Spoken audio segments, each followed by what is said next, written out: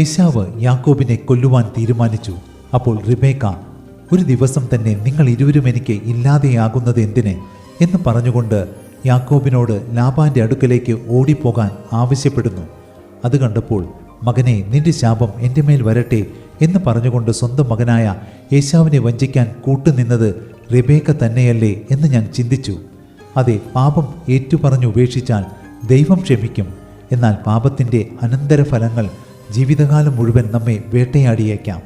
മാത്രമല്ല, പാപത്തിൻ്റെ ശമ്പളം മരണമത്രേ എന്ന വചനമനുസരിച്ച് നമ്മുടെ ജീവിതം ജീവനില്ലാത്തതായി തീരുവാനും സാധ്യതയുണ്ട്.